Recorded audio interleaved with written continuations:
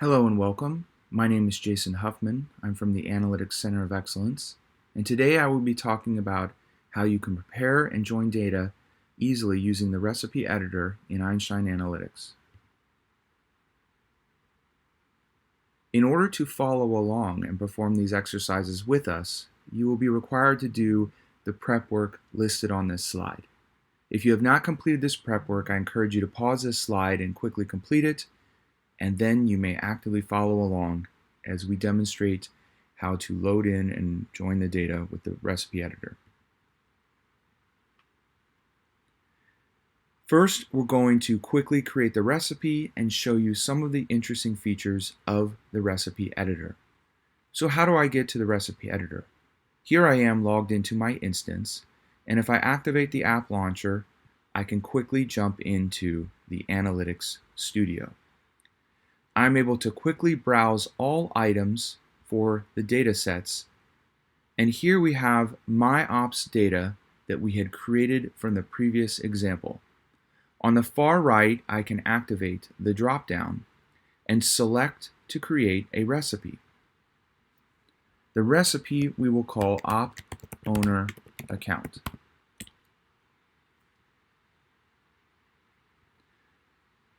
Here I see a preview sample of my data.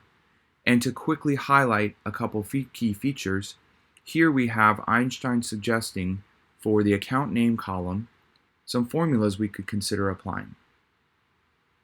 Also important to note that I can quickly toggle between the preview and columns tab if I want to search through the columns quickly for my data. I also have the profile view over here, which can be toggled on and off with this column profile button.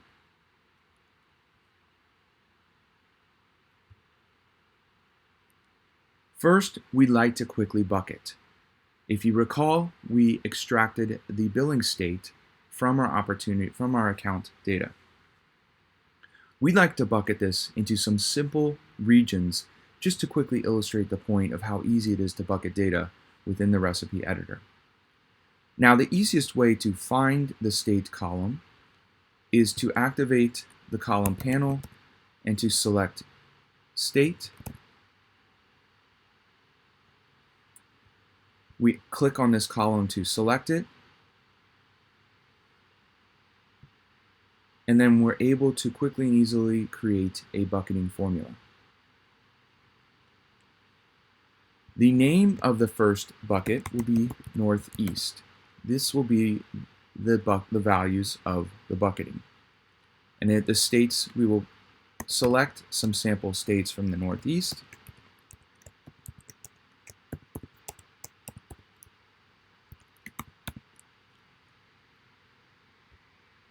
And giving you a moment if you would like to pause and look at the states to make sure you have entered them correctly.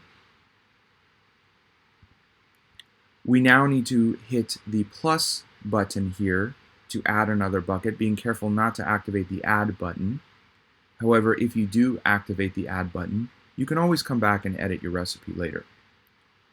The second bucketing we were creating was for the Pacific region. And now let's add some Pacific states.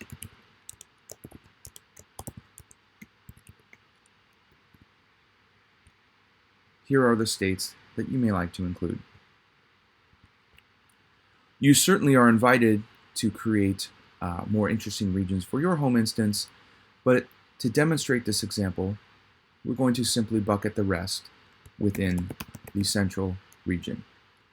Now we have created all of our buckets for Northeast, Central, and Pacific.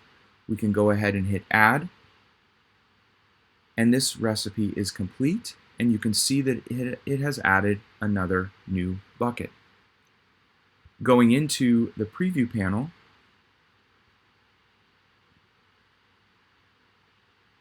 we can see already the sample calculations for this bucket. And I highly encourage you to activate the attributes and give this a more easier user-friendly label. As an example, we will call it region. Here you've seen it has already updated our new column to region.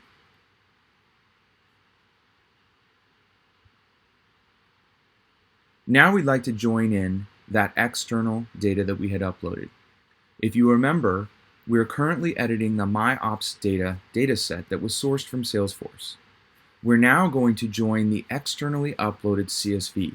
You could imagine this could be your financials data from any external system that you're joining to your internal Salesforce data. In order to accomplish that, we see the Dataset Plus button to add data.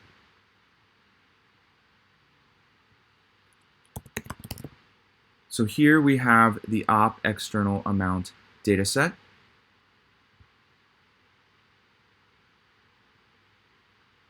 And when we select to add it, we can see that our lookup keys were automatically determined. Now for real-world data, we highly encourage you to use IDs rather than name fields. However, for this demonstration data, it will be easier to read using the name fields. You can see that we can add key pairs if you need to use multiple keys. For example, if you are joining on a year, month, and day field, or other reasons to have keys identified uniquely with multiple. We have the different joins that are available. In this, we will continue to use the lookup. And if you scroll to the bottom, you can see that we are joining, but we are not yet including the new fields that we would like to join. The name field is going to be redundant, so I'm going to go ahead and deselect that name field.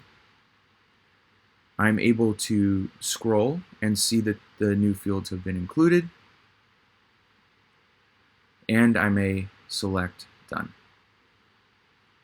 So now you can see I've accumulated my 2 steps to my recipe. And we're going to go ahead at this time to create our data set and place this into our Dreamforce app. I will run this recipe only one time. And now we may activate the data manager and monitor the running of this task here.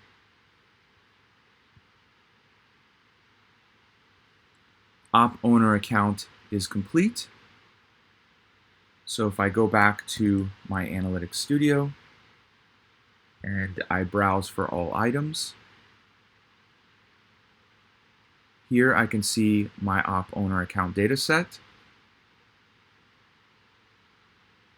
And if you remember, we wanted to know how much each rep owned. And so here you can see we have accomplished that. We also wanted to know the sales by industry. We also wanted to know where we were selling these deals, as well as which quarter the deals would be closing.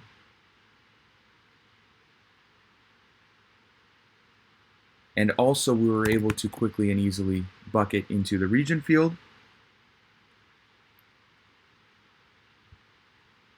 And we have now available the external data as well.